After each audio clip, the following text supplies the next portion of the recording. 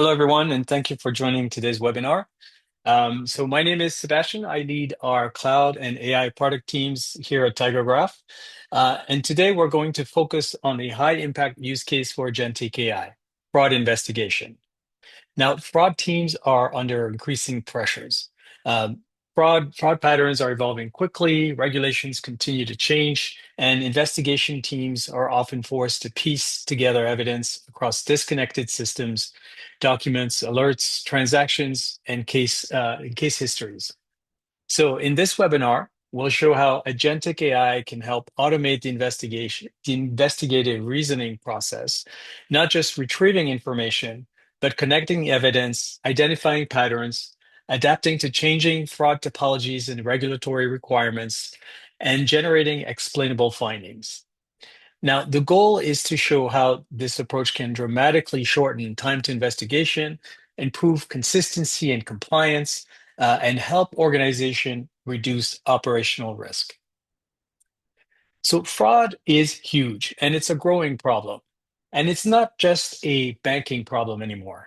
Any company that has customers, payments, loyalty programs, digital wallets, or online transaction is now exposed to fraud. So financial institutions are obviously on the first line, but fraud now affects marketplaces, retailers, fintechs, insurance companies, health organization, gaming platform, and you name it, any digital business where money or value changes hands. And because fraud has become more digital, more automated, and more connected, the volume of suspicious activity keeps growing. And so fraud detection has evolved significantly. Organizations are moving beyond traditional rules-based engines and towards high-performance systems that combine graph databases, machine learning models like XGBoost, graph algorithms, and GNNs to identify fraud rings, suspicious behavior, and hidden connection. Now, these systems are very powerful at surfacing risk. And once an alert is generated, the investigation begins.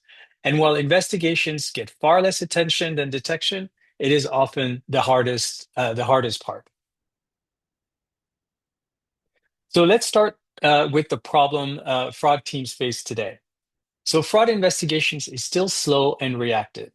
Analysts have to stitch together account history, transactions, devices, IP addresses, customer records, and prior activity, often across multiple systems. And that can take a considerable amount of time.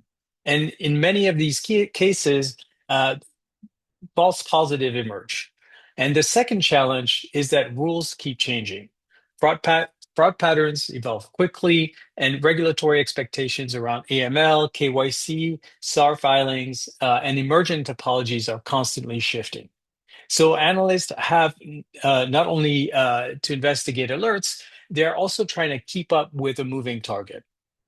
And the third issue is action.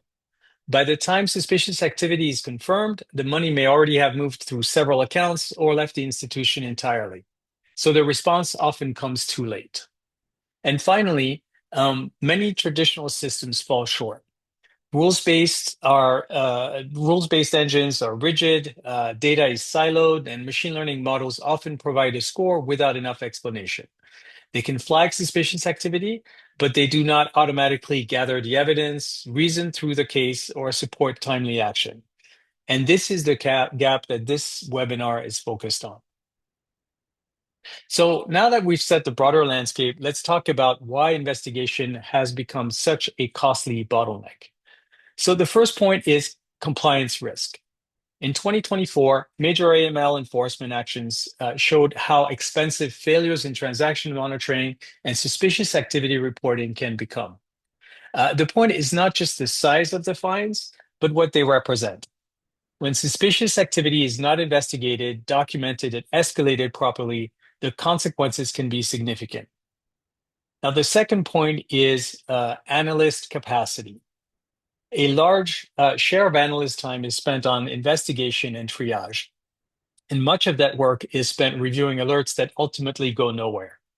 Rules-based systems are useful, but they often generate very high false positive volumes. And that means that analysts are spending valuable time separating real risk from noise. And the third point is the operational cost. Even a modest manual review becomes expensive at scale. If you're processing thousands of alerts per day, and many of them are false positives, the cost of manual investigation quickly becomes a major daily expense. And beyond the direct cost, there is a timing problem. Manual investigations can take 30 minutes or more per alert. So the challenge is not just detecting suspicious activity, it is what happens next, investigating it, explaining it, documenting it, and acting quickly enough to matter. So now that we've established why fraud investigation has become such a costly bottleneck, the next question is, how can AI help? So for fraud investigation, the goal is to help analysts move from alert to evidence, from evidence to explanation, and from explanation to action. And that requires three things. First, the system needs access to the right context, and that's accounts, transactions, devices, prior cases, and regulatory guidance.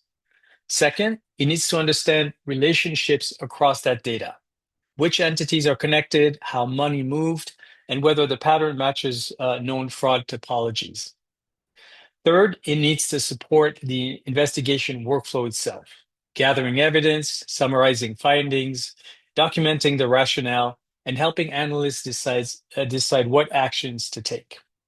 So, as we look at AI in this context, the important question is not, can AI answer a question? It is, can AI support a grounded, explainable, multi-step investigation? And that's why it's useful to distinguish between the different AI capabilities: LLMs, RAG, Graph RAG, and Agentic AI. All of these are AI capabilities, but they play a different role. So let's distinguish between these different capabilities. So an LLM is the foundation.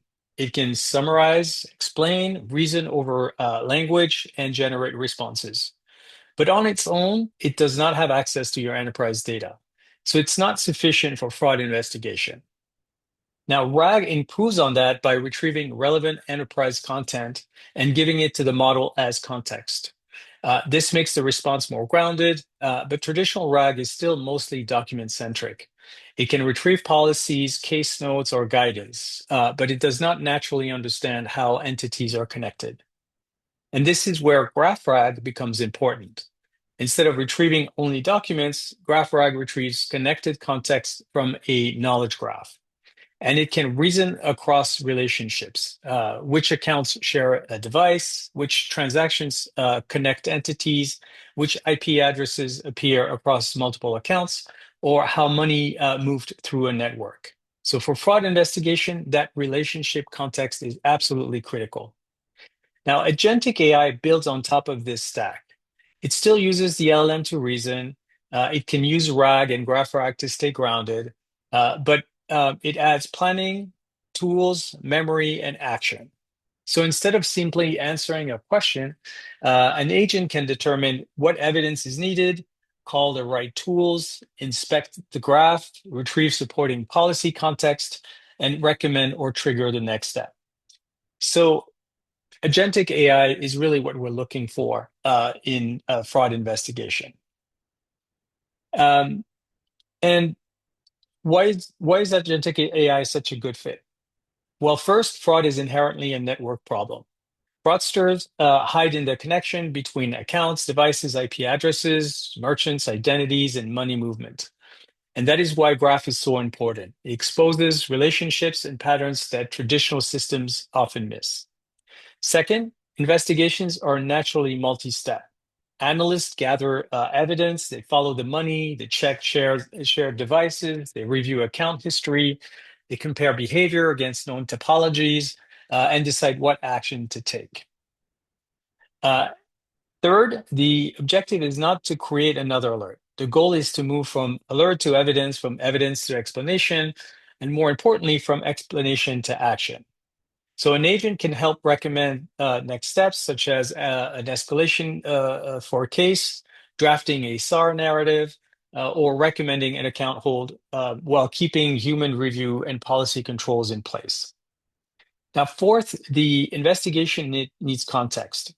The agent can combine graph evidence with transaction history, regulatory guidance, fraud topologies, and prior case context. And just as important, the evidence, there's the sources of those evidence, the reasoning steps, and the tools can be logged to support auditability and explainability. And then finally, or fifth, the agentic investigation can scale. Manual investigation scales mostly with headcount. You just need to add people. But agents can run many investigations in parallel, helping teams process higher alert volumes without increasing staff at the same rate. Finally, speed really matters. In fraud, minutes can be the difference between stopping funds and trying to recover them after they've moved. So the value of agentic AI is that it can compress the investigation cycle from hours to minutes, while still preserving evidence, explanation, and control. So the case for agentic AI is simple. Fraud is connected, investigations are multi-step, and the response has to be fast, explainable, and governed. So let's dig into that a little bit more. Can we really trust AI in fraud investigation? So let's talk about grounded first. The agent is not making decisions based only on what the model learned during the training. It is working from actual investigation context, accounts, transactions, devices, IP addresses, customer relationships, prior cases, regulatory guidance, SAR procedures, and node fraud topologies. And so the output is tied to evidence, not just generated text. Second, accurate. So fraud investigation is rarely based on a single signal. It requires connecting multiple pieces of evidence and understanding how they fit together. So with a graph-based reasoning, the agent can follow relationships across accounts, transactions, devices, and shared infrastructure. And that helps surface stronger fraud patterns while reducing the noise from isolated or low confidence signals. Third, auditable. So this is critical for regulated environments. Every graph query, tool call, retrieve document, evidence source, and recommendation is logged. So that gives analysts, supervisors, and regulators a clear record of what the agent reviewed, what it found, and how it can reach its conclusion. So the trust model is not AI said so. The trust model is here's the evidence, here are the connections, here's the supporting context, and here's the record of how the conclusion was reached. And that is what makes agentic AI so useful for fraud investigation. It's not just faster answers, but they are grounded, explainable, and reviewable for the investigation. All right, so let's talk a little bit about our what we're going to demo today and how it was implemented. So at a high level, the framework combines graph analytics, transaction tracing, and regulatory knowledge retrieval. So the goal is to support investigations that are dynamic, evidence-driven, and explainable. The agent automates the manual trace work that analysts do today. They follow the money, they identify connected accounts, they find shared devices or IP addresses, and detect patterns like mule activity or layering. Tiger Graph provides the relationship intelligence across the accounts, transactions, devices, IPs, and other entities. And then investigation tools perform actions such as path tracing, neighborhood lookup, and network analysis. And then finally, the vector knowledge base adds context for SAR guidance, AML topologies, and investigation procedures. So the key message here is simple. The agent is grounded in the graph, supported by investigative tools, and informed by regulatory knowledge, allowing it to move from raw data to explainable investigation findings. All right, so here we're highlighting the difference between workflow automation and agentic investigation. So traditional workflow automation follows a predefined process, step one, step two, step three, and that works well when the path is predictable. But fraud investigations are rarely predictable. What you find often determines what you need to check next. And so agentic reasoning works differently.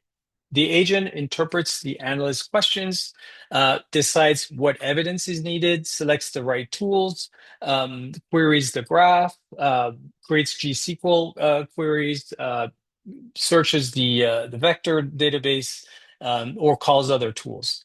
And so it gathers evidence across accounts, devices, IP addresses, transactions, and policy context. It then evaluates what it finds.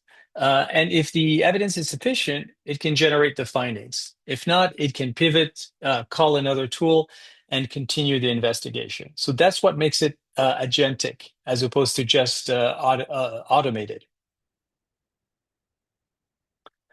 All right, so let's take a concrete example. So the user asks, identify suspicious money movement patterns connected to an account. Now, that sounds like a simple question, but answering it properly requires several different investigative steps. So the agent starts by evaluating the risk profile for the account. It retrieves basic context like KYC, account age, account status, and this helps establish whether the account is already a high risk or whether the suspicious activity is unexpected based on its normal profile. Next, the agent inspects direct transfers. So it looks at transaction velocity, withdrawal burst, and unusual money movement patterns. And this is where it starts to distinguish between ordinary activity from behavior that may indicate fraud or account takeover. Then it checks shared identity signals. So fraudsters often reuse devices, IP addresses, or other infrastructure across multiple accounts. Now, if this account shares a device fingerprint or IP address with other suspicious account, that becomes an important signal. And from there, the agent traces downstream. It looks beyond the first transactions to see where the money goes next. It helps identify secondary or tertiary accounts that may be acting as mule accounts or intermediaries. And then the agent then looks for layering behavior. Yeah, this is where the graph traversal becomes especially important because money laundering patterns often involve multiple hops across accounts to obscure the origin of the funds. And then finally, the agent correlates what it finds across against fraud topologies and AML knowledge. So it compares the observed graph behavior against known indicators such as velocity patterns, layering, mule networks, or suspicious account relationships. Now, the important point here is that it's not just a fixed checklist, right? The agent can decide how far to traverse, which entities to inspect, and what tools to call. And with that additional context, it can uncover additional evidence and include it in its investigation. So the result is an investigation that moves from natural language question to connected evidence, fraud pattern analysis, and explainable finding that an analyst can review. All right, so let's look at the architecture for the demo that we're going to see today. So this diagram shows the individual components. So we have a chatbot that the agent interacts with. That's where the agent can review the case, ask questions, and start an investigation. Then the chatbot interacts with a reasoning model, and that model is the investigation coordinator. It doesn't contain all of the investigation logic itself. Instead, it decides what evidence is needed, which tools to invoke, and how the investigation should proceed. Through MCP, the agent invokes investigation tools to trace transactions, identify connected entities, analyze fraud networks, and retrieve supporting evidence. So those tools interact with TigerGraph, which maintains the connected view of accounts, transaction devices, etc., and other investigative entities. Now, the agent also retrieves fraud topologies, SAR guidance, investigation procedures, and regulatory knowledge from the knowledge base to interpret findings and support recommendations. So the key architectural point here is that the there is an orchestration layer that has access to tools, as it has access to an LLM, so it can interpret the results and then synthesize the output, and connects to the both the graph database and the knowledge database. Now you'll notice that we also have an agent core memory here and observability. And so those are really used to maintain investigation context throughout a case and can persist the findings, decisions, tool calls, and outcomes back in the graph. That means that when you create a case, when you do an investigation, you can actually write it back to the graph so that then becomes available and can be recalled at any time. So over time, the graph becomes both a representation of fraud activity and a repository of investigative knowledge. And you'll see that in the upcoming demo. Now, every tool, invocation, evidence source, decision, and recommendation is also recorded. So that gives compliance team an explainable and very detailed audit trail. And we'll see that in the demo as well. All right, so let's take a look at what the knowledge graph actually looks like. So this is our graph schema.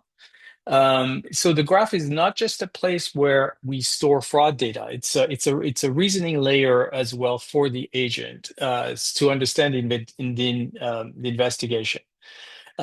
So it connects the operational fraud data, the investigation context, and the agent's own activity into one knowledge graph.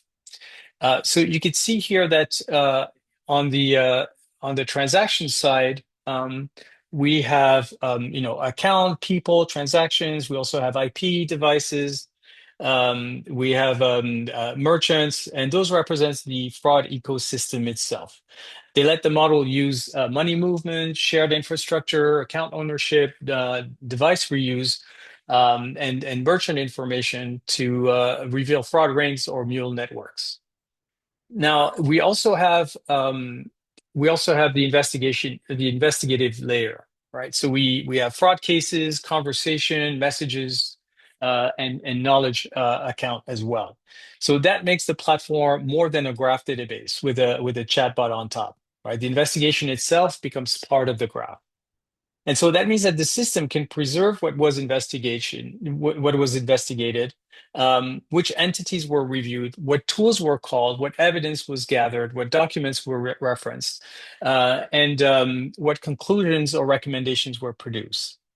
So the knowledge document node here, you can see on the left-hand side, yeah, is also important. It's where all of the SAR guidance and fraud topologies are maintained, so that the AI, the agentic AI, has access to all these. And again, these can be updated on a regular basis so that the system is always up to date with the latest and greatest. And these provide regulatory context to explain the findings as well. So the key takeaway here is that the graph becomes the agent's memory and audit trail. It captures not only what happened in the fraud network, but also how the investigation was performed. And over time, that creates a reusable investigation knowledge base where future cases can benefit from prior findings, prior tool calls, and previously identified fraud patterns. All right, with that, we're going to jump to the demo.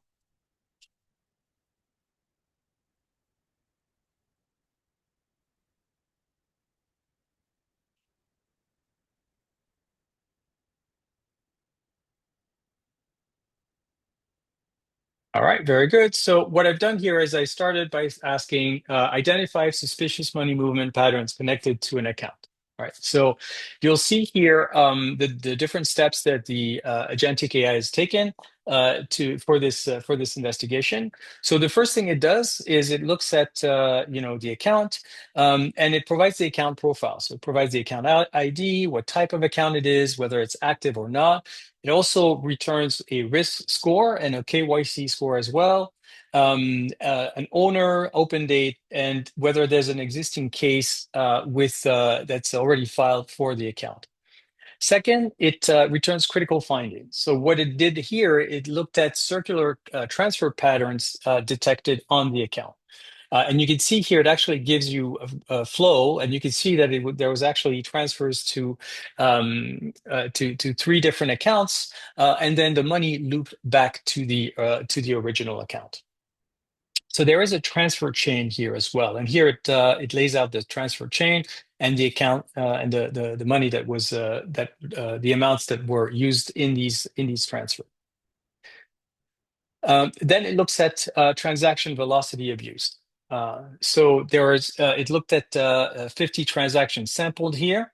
It separates between what are fraudulent transactions, legitimate transactions, and then different withdrawal for the account. And then it highlights velocity spike in the account. So you could see that there was a lot of transaction in a day, in a single day on March 23rd, March 24th, and March 25th.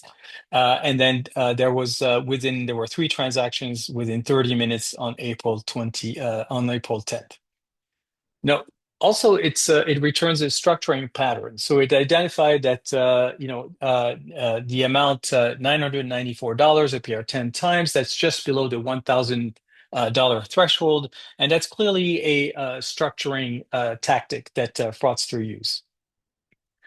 And now what it does next is it goes into the downstream account, right? So it also identified that this account is connected to another account that's also seems to be compromised with 40 fraud transaction, lots of velocity in transactions in a short amount of time. There was a case that's also tied to this account that's high priority and still being investigated. And it has a low KYC score, so it has a weak identity verification. It looks also at upstream accounts, right? And there's a high risk score. Again, it surfaces the case that were previously investigated, and it recommends reopening the case since this one was closed as a false positive. Then step 6, it actually gives you regulatory context. So this is really important because what it does is it references back to the regulations that govern these fraud patterns, and then gives you a citation for that regulatory context. And what it does is it flags the exact definition and provides also the sources so you can refer this back. Then finally, it gives a risk assessment. As expected, this is a critical risk, and it provides recommended next steps, which, reopening the cases, freezing the accounts, not just the account that you're investigating, but the accounts that are also compromised and linked to it, file a SAR report, and then investigate, two other accounts. So I'm going to ask it to file SAR report for the account. And I just want to make sure I'm copying the right account.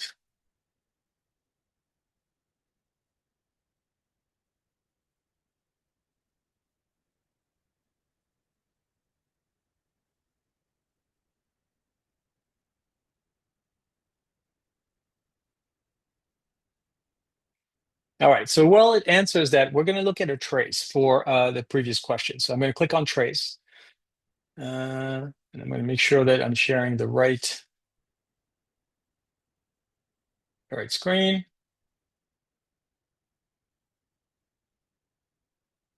Actually, I think sure. Okay, so you guys can all see it. So what this provides is essentially an audit of what the system did, right? So it retrieves the question. It provides the context for the question. And then it tells you how much time it took. So in this case, it took a little bit over a minute. It also breaks down how the time was spent. So the tool's execution is actually pretty fast. This is, MCP and the agent orchestration piece. What takes the longest is the LLM thinking, and that makes sense. What you'll see in a lot of these is that LLM really is the long pole in the tent. But it also provides all the tools that were called. So you can see there's 24 tools that were called. Some of it was about getting node data, traversing neighborhoods, running a query, searching the knowledge graph, running more queries. And you can see there's a lot of back and forth. But what this really tells you is how agentic this process is, right? And it's a multi-step and it feeds into each other, right? So as it gets more data, it perhaps goes back to the knowledge base to search for the regulatory context, and then runs additional queries. So you can see there's a real loop here, and it's very much iterative.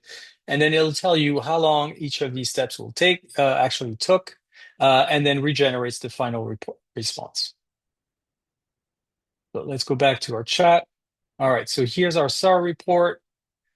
Since we went into the account in a fair amount of detail, I'm not going to go through it again, but I just want to kind of showcase that it is using FinCEN Form 111 to draft the review. So again, it's using its access to regulatory requirements for SAR, and is using that to generate the report. And it breaks it down into the different parts that are required. And you can see this looks very much like a form that would be required to return to the authorities regarding this transaction or this account. Now, the other thing is for every one of these questions, you're going to have a trace that will allow you to go back to the different steps that the tool took, how long it had took, and so on. So let's look at the knowledge base. So you do have access through the UI to the knowledge base. This allows you to browse this 419 documents from 3 different sources. You can actually search for the specific documents. You can also simply type in your search. So you could, want documents about SAR data. The other thing you can do is you can update this knowledge base, all right? So now, obviously, there's a way to do this through the backend. But you can also update it directly into the tool. Let's say that you have a new policy guidelines or documentation that you want to load. You can copy and paste the text here. You can upload a file. You can provide it some metadata as well, so that the knowledge base understands how to ingest this data and how to flag it. And therefore create a document and just add to the knowledge base. Finally, let's take a look at the configuration for this capability. So what's really interesting here is that you can actually look at which models were used for different parts of the system. So you've got an orchestration agent that's using Anthropic Claude Opus 4.6. You have a fraud investigator that again, this is not just a simple chatbot. It's a fraud investigation agentic AI tool. So there is a fraud investigation model that's used, or at least a tool that's used, that's also using Opus. And then there's a report generator, right? So those are your 3 core components: the orchestration agent, the fraud investigator, and the report agent. This is the connection to the Tiger Graph database. So you can see that you've got the IP address, the name of the graph, the port that it uses. You also have the knowledge base details. So it's also Tiger Graph vector database. And then finally, you have your prompt for the different agents, right? So how is these essentially are instructions to the fraud investigation model that will essentially guide the the LLMs into how to respond to a specific query. So it provides a persona, goals, and tasks. So you can see here a lot of the steps that we reviewed are included here. It has some guidelines as well, and it does that for the orchestration agent, the fraud agent, knowledge search, and then the report generator as well.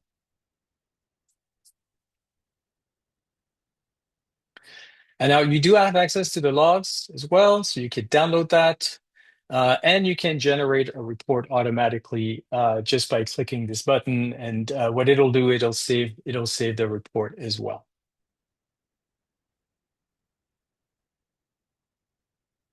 All right, so let's go back to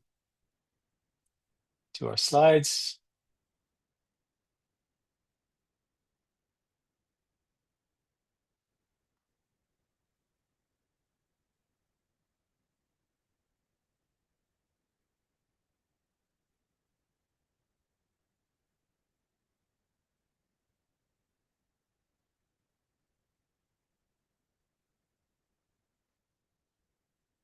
All right, so to close our webinar today, the main message here is simple. Agentic AI combined with graph and vector search can materially improve how fraud investigations are done.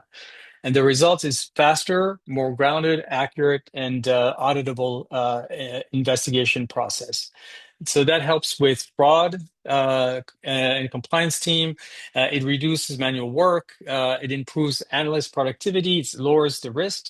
And it also allows the teams to act sooner, reducing fraud. So to get started today, please go to tgcloud.io, or to learn more about implementing agentic fraud investigation systems, you can just reach us at tigergraph team@tigergraph.com.